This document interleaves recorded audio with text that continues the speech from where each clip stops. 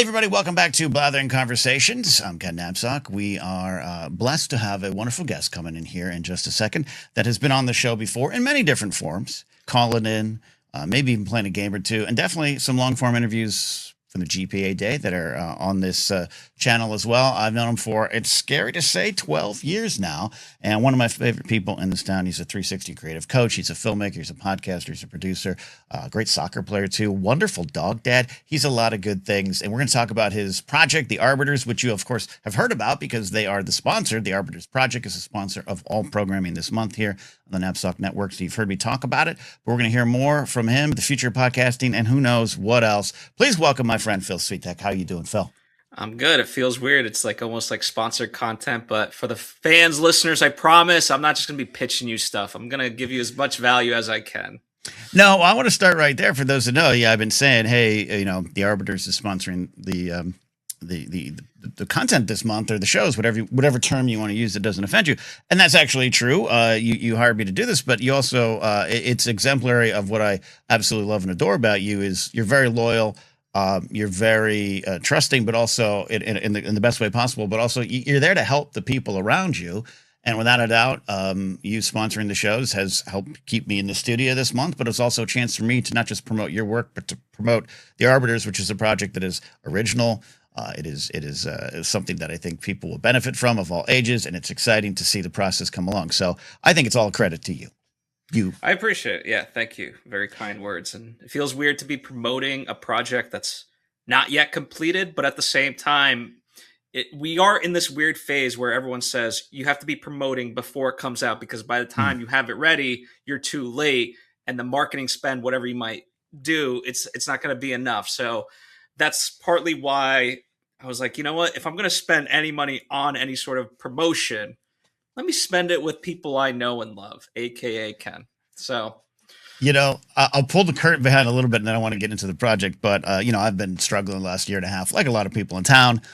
Big relationship change, life changes, and then just employment changes. And there's not a lot in this town, but I want to publicly say you're one of the first and only people, and I don't mean that like a slight to the other people in my life. People are busy. We have our own struggles. But you're one of the first people to reach out and go, hey, I hear you. Let me try to help you. Let me slip you this little thing. Let me get you this little job. And it just says a lot about you as a person, but also, someone who respects art and the drive. So how do you take all that yourself, your drive to help others, your drive to create art? How do you take it into this project like The Arbiters, which is your third full length film?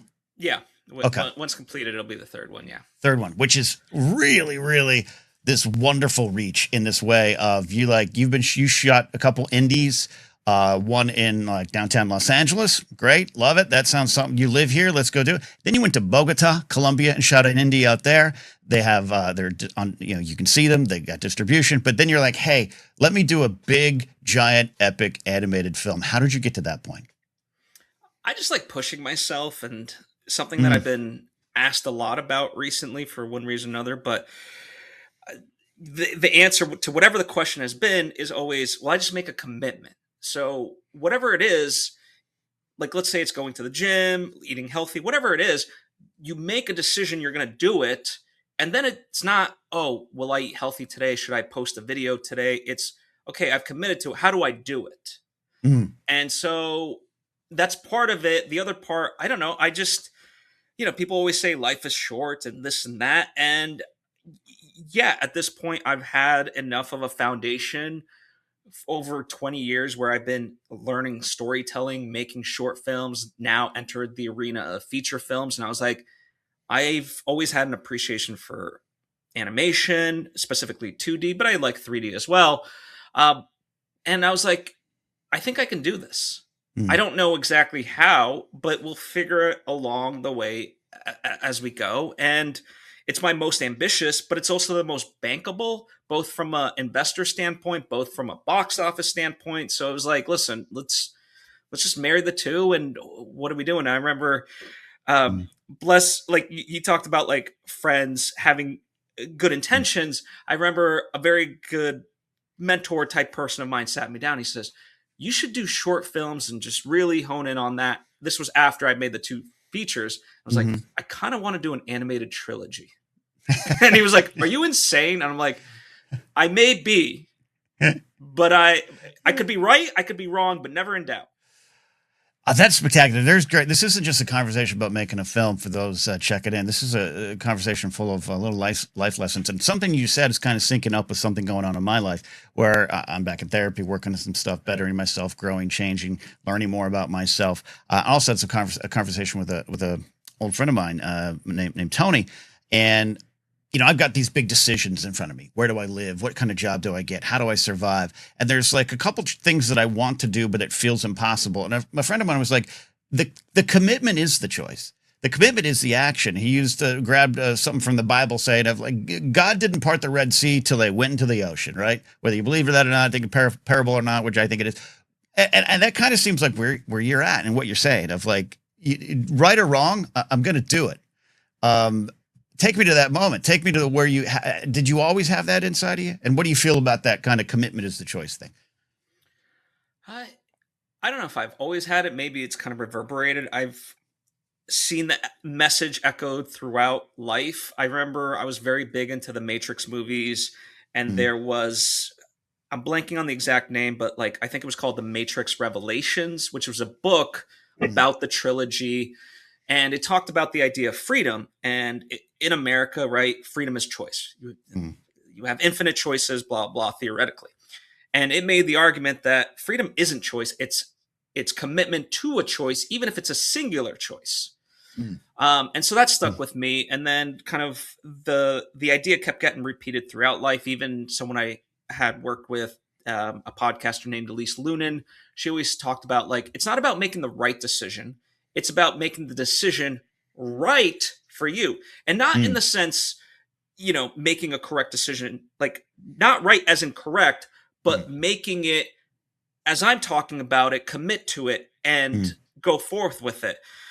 And I think, there was a time in my life I focused on other people's stuff and seeing their ambitions. And that's still very much part of what I do. But having learned enough, I felt like I can go forward with this. And part of it might be selfish, but I also know a lot of people, and you and I both do, that are ultra talented and they're not taking that shot on themselves. So I'm like, okay, I'm not Jeff Bezos, but I'm in a pretty privileged place. So how do I utilize that and showcase their talents? And I'll say like Andrew Guy was in my second feature film. Right. Wonderful, wonderful actor. And I can't say it's just strictly because of me. I think it's a culmination of other things he was working on at that moment as well. But in part with that movie, he was able to get on CBS's Matlock. And that to me is like, I'm like, see, he's a great actor and I want the world to see it. Sarah Stretton is someone who you and I both know, perhaps the audience from back in the Schmoes days knows. Yeah. She's such a talented actress. And the fact that like she's not on Scarlett Johansson's level kills me. And yet I offer her a part in all my movies. She's done very supporting roles with this third movie. I said to her, do you want to do this? Because I want you to be the lead. And she's very gracious. And she said like, hey, if an A-lister, like if it helps the project, I'm like, okay, there's enough roles. We can get an A-lister for the other roles. Yeah. You're the lead. Like this is your reward for being with me for years, not paid your true value for being in the trenches and all that. And I want the world to see your talent. So hopefully that kind of answers the question. It does. No, it does. It does. I love the idea of committing to the right choice. There's so many choices. A friend of mine, my friend Jason said too, when I was like rambling on the choices in front of me, he's like, hey, slow down. You'll make whatever you decide work for you, right? That's the journey. That's the choice. And you've always surrounded yourself with great folks. And Sarah is one of those. And I want to talk a little bit about the project too. As I've said, and people have heard some of the copy that I've said on the show. It's a 2D animated film. Sarah plays the character Idia. And it is, anime is the best way to describe it. There's some parallels to other projects just to pull people in terms of interest in investors. But tell me how you came about this project and what exactly the story is about in so many words. So it's an idea that I've mulled around in various iterations. And like the earliest iteration, It's kind of like a very Greek-esque, multiple gods type of story, but not like the Mm, Greek gods, more of Eastern European stuff. Like there's a Brothers Grimm story about the feather fairy, and like I grew up. There's a movie made of that. So I grew up with a lot of weird mythology, both from the Western side, which is much more analogous to Norse mythology, Roman, Greek, and all that, mm, along with Eastern European. But I also had a love of Asian cinema and South American cinema. So there's just all these ideas in my mind. mm, And the hardest part is always, okay, what do I do with them? What am I actually trying to say? So it took me a number mm, of years to really deduce it down. mm, Um, but I mm, think partly because of COVID and the state of the world, I just felt like I wanted to make myself feel good and offer up hope. And mm, so it was like, what's the story at the center of this that could do that? And part of it was, I don't know, I don't think this will ever be the tagline, but in my mind, it was like the world's greatest love story about friendship. mm, mhm. And because that's what it is at its core. And the fundamental thing is that they're at odds. And Yeah. so if two friends can't mend their friendship, what hope does the rest of the world have? Because we Mm, think about, right, we watch Marvel movies and other movies. It's always, we got to save the world. We got to save the world. And it's like, mm, let's take a pause. Is the mm. world even worth saving? And let's explore Exactly. that. Yeah. So that's and so that's what the two women, Mhm. represent Mm, ultimately. mm, mm. And I like that you said it took years. There's a certain kind of patience to art that I think can sometimes be forgotten. Sometimes you got to go with your impulses to make things happen and grab your crew and fly to Bogota, Colombia, and try to shoot it on the go. But it seems like you have put a lot of thought and been willing to wait for the idea to get to the right spot. That's logistical and smart and intelligent. But just as an artist with an artist's heart, did you struggle with that patience along the way? I think I'm struggling a little bit more with it now. Mm, Now that I'm committed to this idea, uh, mm, I I don't have a problem with it in the moment because I have other stuff to occupy my time, and right. I think that's something that I often, when I mentor college students or high school students going into college, they Mm, have these grand ideas and ambitions. mm, And though we're talking about this project and the ridiculous ambition behind it, as you mentioned, it has that foundation. Like I've done short films, I've done short stories, I've done a lot of writing, and my first feature film, when we break it down, is a series of couple short films strung together with the idea that like we're going to make it for dirt cheap as possible because if I fail, mm, then I'm not out a lot of money. And worst case scenario, people will just have a good scene or two for their reel. Right. That was right. legitimately like what the thought process was with the first movie. Yeah. And so back to my Mm, point, it's mm, that it's okay when you have these big ideas, just write them down because you can always get to them. No mm, one's telling you don't do it, but don't do it just yet. mm, mm, And which seems counter to what I said earlier about with my friend. He says you should do short films. I kind of want to make an animated trilogy. mm, Um, you have to know in your heart of hearts for you where you're at in that journey. And listen, there's been plenty of projects that I've started that I had to take a step back from and be like, okay, now's not the right time. And there's been plenty of times I've come back to that project. Now's the time. mm, Ooh, now's not the right time. And life will mm. kind of let you know if you Yeah. learn to listen. Yep. Mm-hmm. Mm-hmm. No, that's fascinating stuff. I want to talk a little bit about the path you're currently on and getting this film made. You have a lot of work done on it, from script to designs, animation, sound design, a lot of stuff in place. You got a great team around you. It's not just you and a dream. It is you have got wonderful people around you. But the process to make it in a traditional sense of, hey, I got a project, I got a script, let me pitch it. the studio buys it. That's tough for a lot of folks. You may have run into some roadblocks there. There's crowdfunding, which is normal. Let's put this out, get a big chunk of money or as much as we can and make it. You're currently right now on this interesting process of like, we're making it. We'd like you to support us here via Patreon, follow along the journey, see what's going on. You're almost like, not only investors, but you're in the C-suite with us as we make decisions. How did you get to that point? And I know there's probably some frustrations along the way. You're always finding good ways and creative ways to create. So how did you come up on this one? Yeah, I mean, I think we made an early choice of like, okay, let's pitch it to studios, right? This felt like the most viable. So we'll try that route, right? Something that I've not explored up until that point, at least with my projects. So, and it's not to say that that path is not viable anymore, Right. but we've tried it. We've had certain discussions. A lot of them are more like, hey, once you have either a significant chunk of the funding up until this point, or once you're like 80% complete, then come back to us, right? Mm-hmm. Now, whether or not that's bullshit, we'll find out. But Right. at least they didn't dismiss it. Right. So, you start to find, okay, I almost look at them as like challenges and side quests in a way where it's like, okay, you want me to go do this. So I'll go ahead and do that because it's not, it ultimately helps propel the, excuse me, the project forward. Right. And so it's like, okay, great, we're going to do that. And then once we've completed that, I can come back to these people and say, hey, we've done this. Do you want to continue further or were you BSing me or not?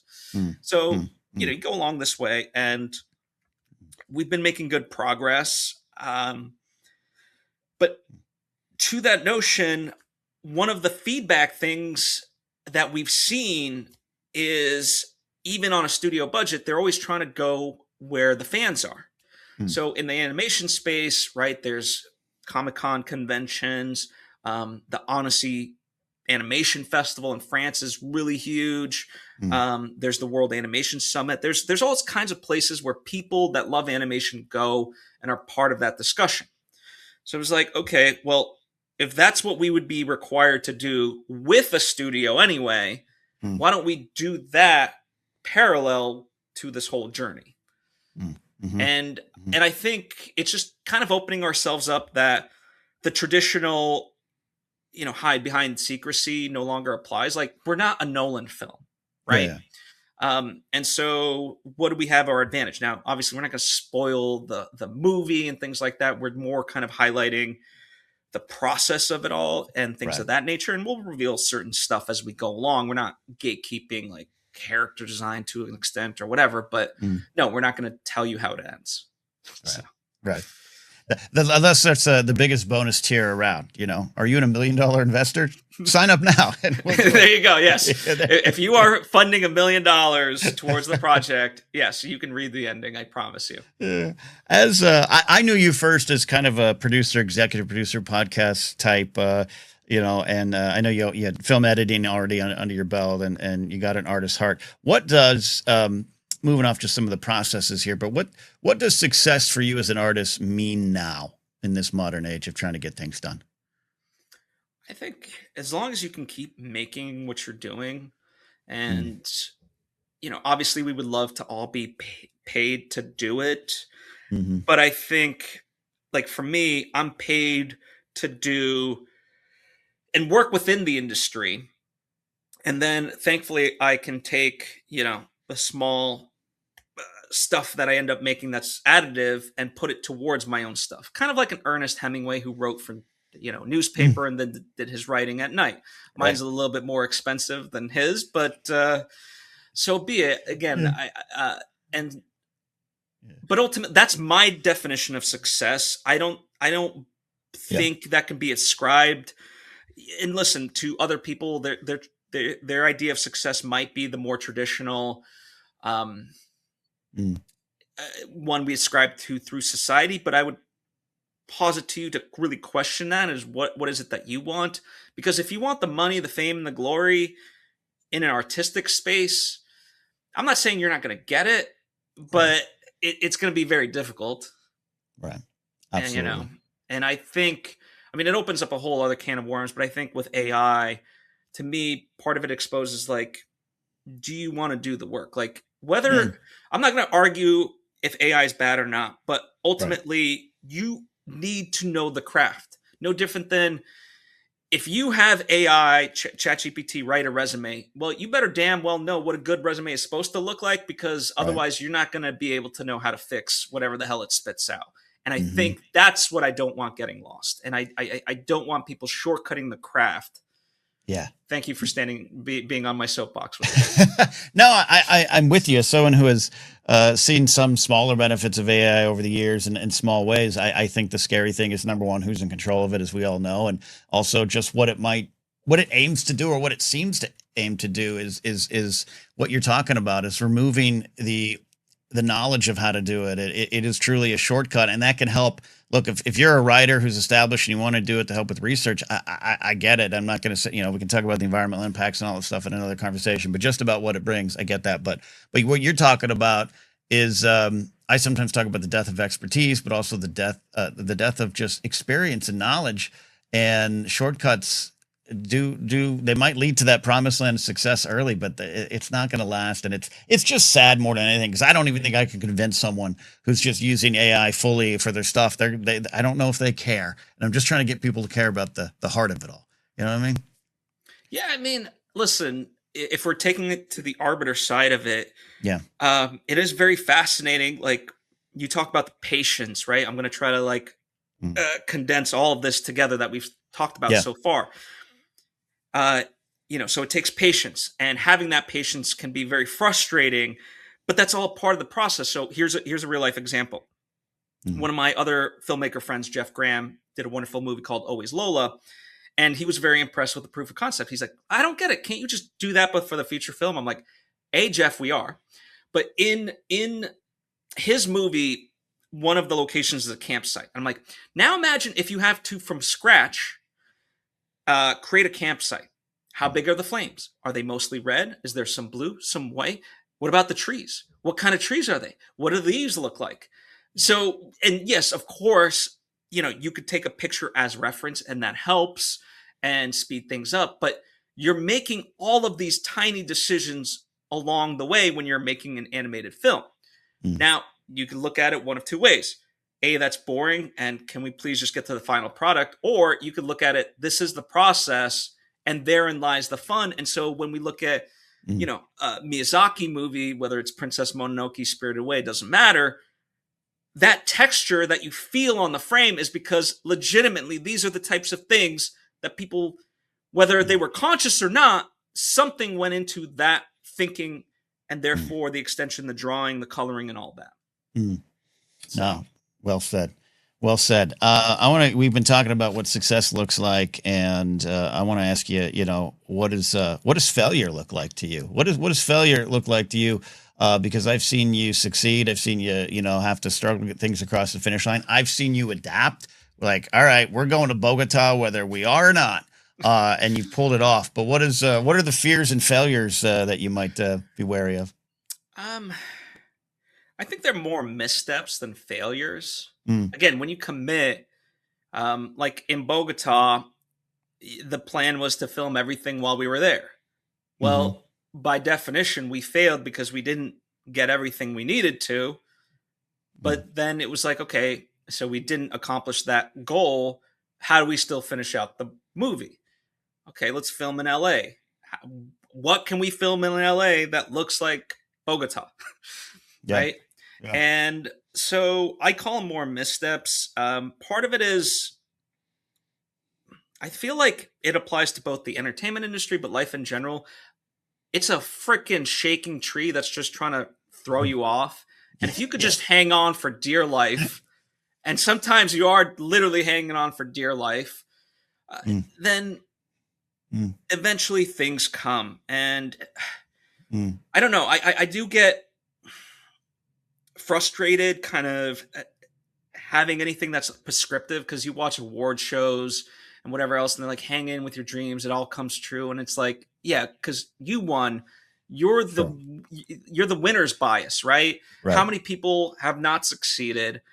But that's why also for me, my goal isn't to be, notably though, like at an Oscar stage or something like that. My goal is literally to just create the art. Now, Mm. let's take The Arbiters. I don't Yeah. want to fail, but let's say we never get the funding and Mm. whatever else. Well, Mm. along the way, we've made some really good drawings. I feel like I can make a novel. I can commission certain of those great storyboards to be altered to fit for the story exactly, Mm. colored, and so forth, and have a really great, maybe not a graphic novel, and maybe it even could be a graphic novel, but Mm-hmm. I know it could be a novel given everything that we've done so far in some Mm. capacity with really cool artwork to accompany it. Mm. So I you mean, just pivot, yeah. you know? Actually, do all of it. You clone yourself. That'd be great. Absolutely love that. One of the things I want to talk about too here, I want to get a little bit into what you did on a video. And for those that haven't already subscribed to Phil's YouTube channel, do it. He has a lot of things up there and varied things, which I connect with a lot because this channel here is me having conversations with people I admire. This is also me having silly little segments. This is sometimes me getting serious about politics and religion's part in politics and all these things. The Blathering Network and Ken Napzok is maybe a channel of too many faces. And you're kind of in the same boat where a video will be on your thing will be a book review. Then it will be some great life advice, some career advice. So I want to get into that side of things. I want to talk about the future of podcasting from you as someone who's been in it for about 20 years. But also the algorithmic world we live in. I understand it. I think you can use it to your advantage. I think you can zero in on one thing and be that thing. But you're like me. We have a lot of different interests. How are you battling the algorithm right now in your work? I don't know if I battle it. I don't Mm. try to battle it, if I'm honest. For Yeah. me, it's like, what am I interested in? What can I stand behind? And what do I feel like brings people value? Mm. And part of it's also too, maybe there's stuff that doesn't bring value, but for me, it's my form of journaling in a way, Yeah. Yeah. right? And so like that would be more specific to my vlogs or something like that. You know, I Right. don't know if anyone's interested in those, but at the same time, I do feel like there's a longer term thought process to it all. So just taking a look at the vlog specifically, maybe Yeah. right now no one gives a shit about my vlogs, but you know what? Maybe down the line they might. So Mm. imagine if Beyonce did what I did from the age of like she was 10 years old and now she's Beyonce, right? Like her Mm. blogs from her as a 10-year-old kid would be incredible. They'd be like, "Whoa." Yeah. How Right? you measure this? Yeah. Yeah, so Mm-hmm. Mm-hmm. so I look at the long-term play of it, Nice. and Mm. yeah, I've just been untraditional, and but it's brought me success because Mm. I'm interested in finding an audience, people that I enjoy talking to and working with that are of like mind. Another sort of Right. example, the traditional sense is like, hey, you should do a reel, right? Like there's a Mm. hosting reel, there's an acting reel, director's reel, editor, whatever it is. And traditionally, I've cut a lot of these, I've given notes on a lot of them. You Mm. want them to be about 2 minutes, but no more than five, blah, blah. Mm. And people were telling me for years, you should do a reel. I was like, you know what? I'm approaching 20 years of being in this business. I'm Mm. going to make a 20-minute documentary. And they're like, Yeah. are you insane? Who's going to watch this? I'm like, that's not the point. I don't care. Yeah. I'm going to create and showcase who I am because I Mm. don't just do editing. I don't just direct. I'm Mm. going to show you who I am. And if that's for you, then we're going to find each other. Mm. And that's work. Like the work that I've gotten in, let's say, the past decade has literally come from people not even watching my stuff, but they're like, holy hell, you do a lot and you seem to know what you're talking about just based on the idea that you're putting out all these videos. Can I hire you to help me? And I'm like, Mm. sure.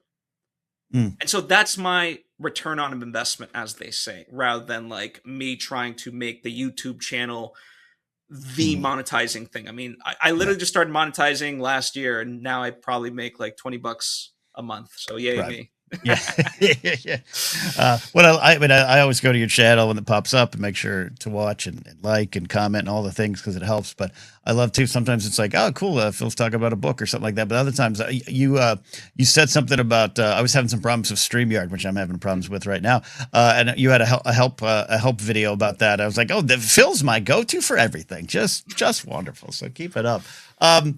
We met as I've discussed with you on this channel or other shows that I've done with you before. We met circa 2014 range, I believe, at the AfterBuzz Popcorn Talk Network. Schmoes Know, working over there. We had a lot of fun, tumultuous at times, and you and I emerged from that as friends. It didn't take it was quite a time. That should be a documentary. 2014, a year in podcasting, but. When I met you, you were part of what I would call the next wave of podcasting that had moved forward into this pop culture roundtable discussion, the punditry world. So much of it, I do think, falls at the feet of the AfterBuzz stuff with Maria Menounos and what was going on there. So that was one wave. And now here we are about 10, 12 years later. Podcasting has changed, but also stayed the same. You did a video the other day about what you feel about the future of it. I'm very curious. And a lot of my audience has their own shows or wants to launch their own shows. Where are we at? What's the future? What works? Is it pivot to video, turn away from video, do it all? What are we at? Big question. I know. And it goes back to the algorithm. Like, I'm not the guy that gives the traditional advice, but I'll also say the traditional advice, works, right? Like, there's a reason why pick one sort of topic, post only videos about that on YouTube or social media and so forth. And, that'll draw attention and always be converting, that type of stuff. But let's start with my observations, and then maybe we'll get to the solution side of it. So I think a lot of people feel iced out given the fact that there's so many celebrities in the podcast space in particular, right? And when you look at podcasting, was supposed to be like rebel radio, right? It's like, for us, it's our medium. Screw TV, screw radio. Like, you have a mic, you can put it on the internet, people are going to listen.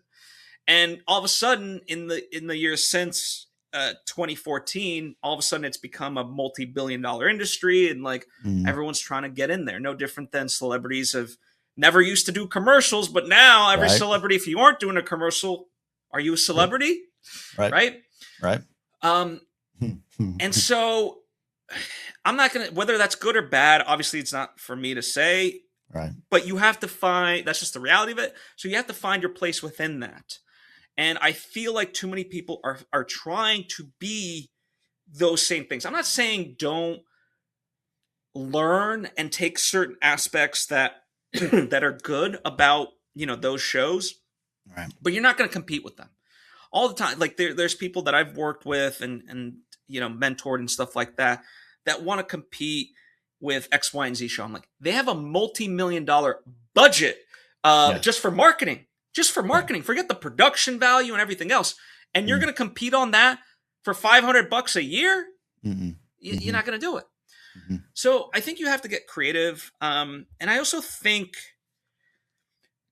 this kind of couples with an idea that I often talk about of like networking. I think we bastardize what networking is.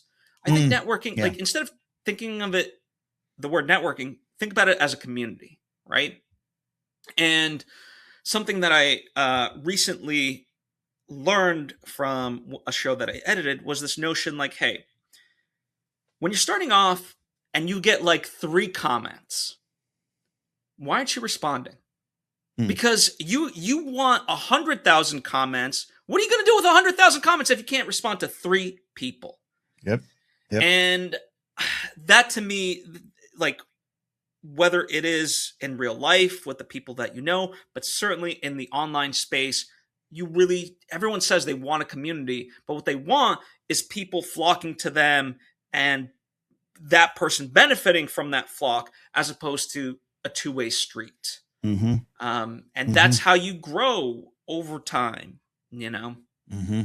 So it's Yeah. You gotta find your own sort of path through it, and understand like what the realities are, so you're not banging your head against it. Mm-hmm. And don't be gaslit. That's the other thing of like I hate what drives me nuts is the banal platitudes of each of these people. Like, just do this and it'll all work out, right? Like in filmmaking, hey, just make your own feature film and it'll all work out. So a couple of years ago, I started dismantling limiting beliefs to try to get people to be very ambitious and aspirational.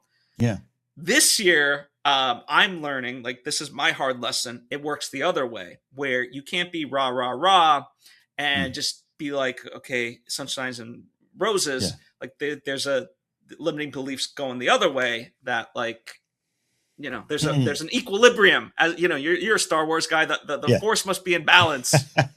Yeah, you talk about the idea of maybe toxic positivity in the face of some realities. Yeah, there's that. What are the biggest steps to unblocking this limited thinking that you found? Not necessarily work, but start the process.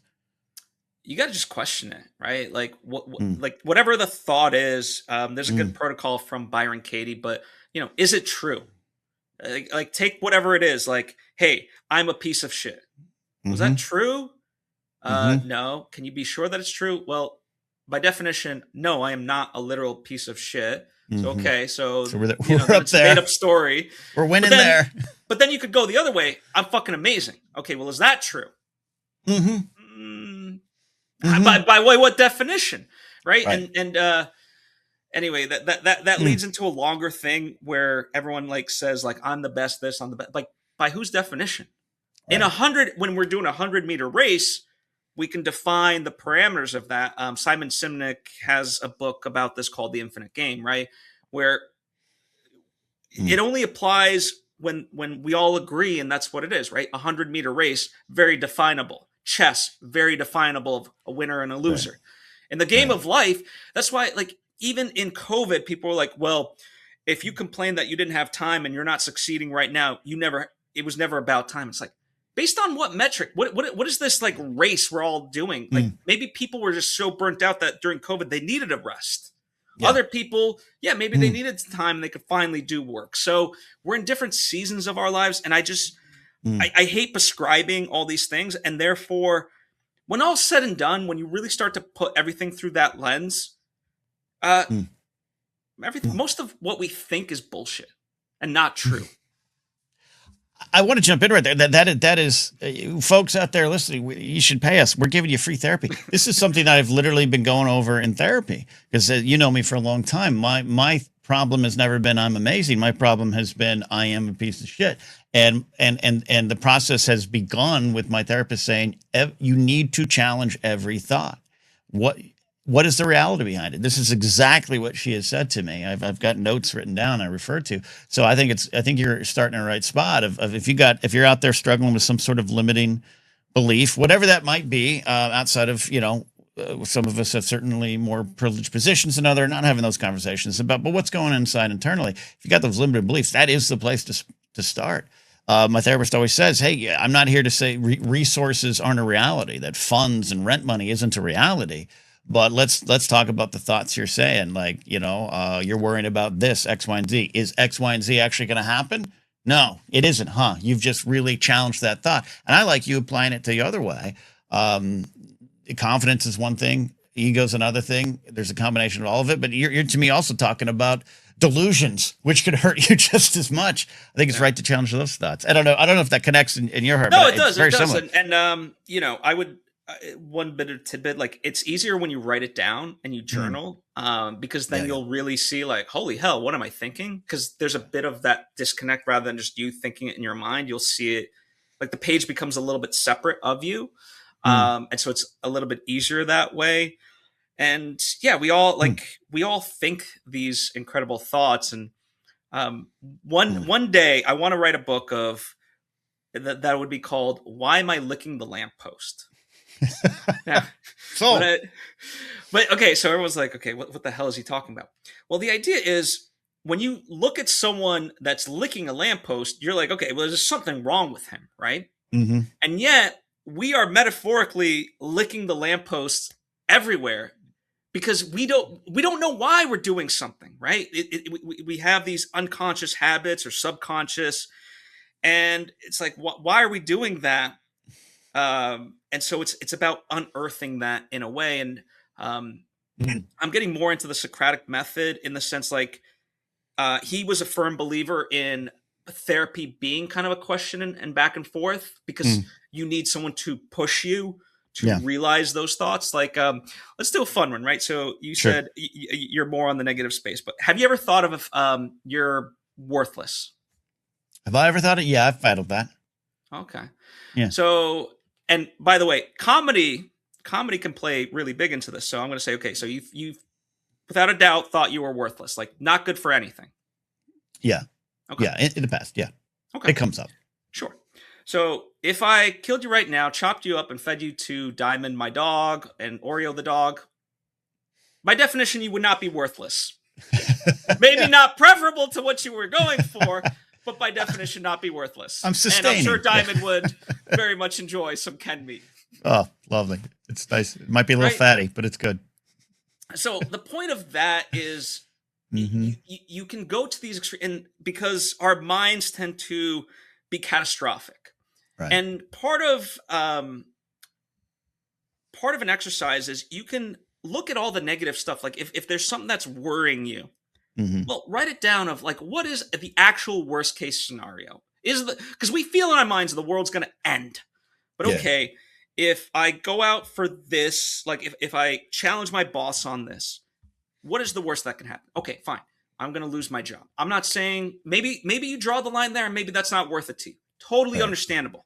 But you can go, okay, you can at least do the exercise. If I lose my job, then I would have to move in with my sister, my brother, and that would be an inconvenience to them. I'd be annoyed. I feel, but like when you start to break it down, you know, it's not, a lot of it's not preferable, right? But it's not the end of the world either. Yeah. And even just going, and I'm not saying to do those things, but at least you can breathe a sigh of relief of like, okay, even if the worst was to happen, you'd still live. It's been helping. To pull back the curtain even more, like, you know, I've struggled with maintaining the ability to stay in my house, and then there's a lot of options. And even on my show, I've joked about I'm nearly homeless, right? And my therapist finally said, and I'm not, I never want to set up a therapist as a Svengali that is the 100% truth. It's just someone that is helping you along the way. And she was like, look, you need to stop saying that. You need to stop saying that because you need to analyze, is that true? If that's true, if you couldn't pay rent, your landlord kicked you out tomorrow. Yes, there's some hard realities. Yes, you lose all your stuff. Yes, you're not broadcasting. But would you be homeless? Would you be living in your car? Would your parents take you in? Yeah. Would Phil take you in? Yeah. Would you have people around you? Yes. Then that's not actually true. So let's build from there. And that was kind of, you know, talking about words and power of words and power of thought and getting to a lot of different spots. But that was this truth that I had to accept because it was just easier almost for me to be like, I'm failing to the point of homelessness, which is a reality for some people. It is kind of true. But for me, it wasn't. And from there, I was able to not be at the bottom, but take a first step onto a rung to the next chapter, if that makes sense. So this is all valuable stuff, not just for filmmaking, but life. I've thought of it. Listen, worst case scenario, if all goes really tits up, we're going to be towel boys in Cancun. I'm here for it. Yeah. Like, I'll snap. We'll figure it out. We'll figure it out. The time I have left with you here, Phil, I want you to get on to creating. I want to talk a little bit about the Arbiters project here at the end. But you mentioned Diamond and Oreo. You're such an animal guy, such a dog guy. What are the big life lessons from dogs that you've taken? I want to know, Phil and dogs. Well, I mean, I'm not the first person to say this, but obviously they have unconditional love, and because they don't speak to us directly, like, you know, like you and I in English or whatever, so their love has to be communicated through action, right? And too many of us, you know, I love you, this and that, and then I slap you in the face. Not that I've done that, but you know, so it's making our word congruent with our actions, and that's what dogs teach us, and just responsibility and all the good stuff, you know, and just patience. I mean, I'll never forget, like, it is a lot of hard work to get a dog acclimated, and unfortunately there's people in LA that like say they want a dog But what they really want is just a robot or some sort of stuffed animal. They're like, well, why is the dog doing this? Because it's a living creature with a personality, bro. Seen it many times.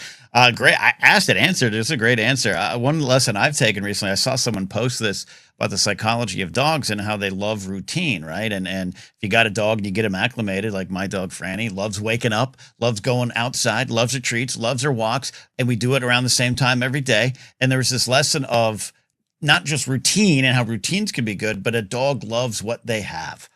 And I saw that, this is about a week ago or so, and I was like, man, God damn it, that's a lesson to take, to love what you have. And if you get to do this, it's not always easy. And there's so many hard things in the world right now to process and get through and overlook or fight against and all these things. Like, it's tough out there. We get it. I get it. Never want to boil things down to simple bumper stickers. But I do think those are the simple things are the foundations for some greater understanding. And yeah, and now when I take Franny for a walk, I'm like, she loves this, and I should learn to love what I have too. It's been important. So those dogs are everything. Those dogs are everything. There you go. And the squirrels that I've had. All right, we're about out of here. But going back to the Arbiters, this is this ambitious project indeed, but also at the heart of it is just a great story. And what are your things? I don't want to say a sales pitch. I'll take care of the sales pitch, but Sure. There's a video down below if you're watching on YouTube. There's a place to support. There's a link to watch a video that tells more of the story, as I keep saying, and the ad reads.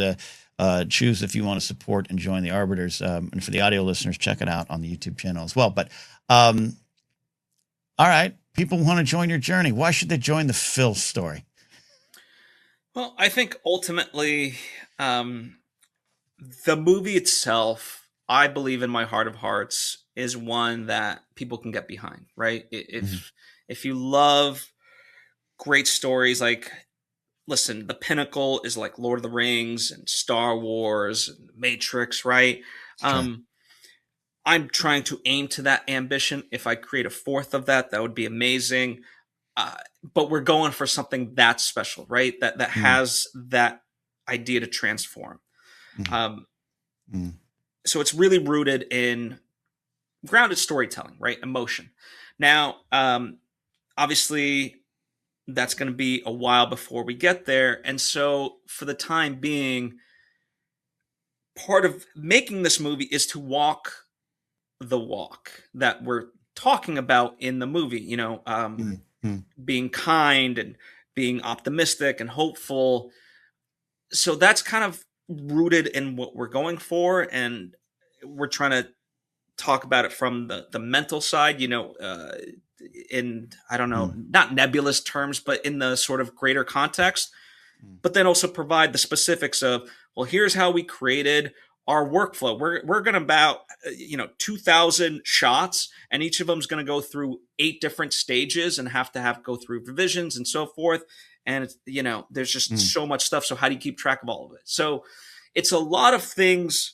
When you talk about the ambition of my movie, the movies are very ambitious. When you talk about all the things that I want to provide for people, that in itself is very ambitious. And to boil it down to just like 1 or 2 bullet points of like, you're going to have a fun time. Like, there's just so much. And I'm always very value driven, both from an emotional core, but also a practical takeaway. Absolutely. Hey, great pitch. Great sales pitch. Phil, you've always been one of my favorites. I was happy to reconnect with you after a period of time where we were all in separate orbits, and saw you at a screening, and it's been fun ever since. You're a great friend. And if you ever invite Phil to a party, he is going to show up with food that you didn't even know you need and take care of everything. And I really appreciate you, buddy. I'm really behind you on this project. And I hope people out there, after listening and getting valuable lessons from all this today, that you consider supporting the Arbiters and Phil and his team on their journey as well. Said link down below. I keep saying, do me a favor, watch the video and leave a comment that the Blathering sent you. So not only that Phil sees it, but also that YouTube sees it. And the little algorithm thing goes, oh, people like this. That helps a lot too. Phil, thanks so much. Where can they find and follow you? Where's the easiest thing? YouTube channel, Patreon? Where do you want them to go? Yeah, YouTube channel is where all the regular stuff is. So youtube.com/@Phil Svitek YT. Or you can just go to my website, philsvitek.com, and it has the movies, links to the YouTube, everything kind of all in one bucket. So you don't have to go searching for it. But I definitely do a lot. So I understand if it gets confusing. I apologize. I just have that ambition, and what do they say? I'm prolific, and I try to be. Prolific indeed. I appreciate you. Thanks all out there listening to this conversation and this channel. Subscribe. Support on Patreon for me as well, patreon.com/Napzok. If you're local and listening to this in mid-May when this episode came out, got a big Star Wars themed comedy show May 24th, 5 p.m. at Flappers Comedy Club. The Yahoo Room information's on my website. That is it for now. We'll see y'all next time here on the Blathering Conversations.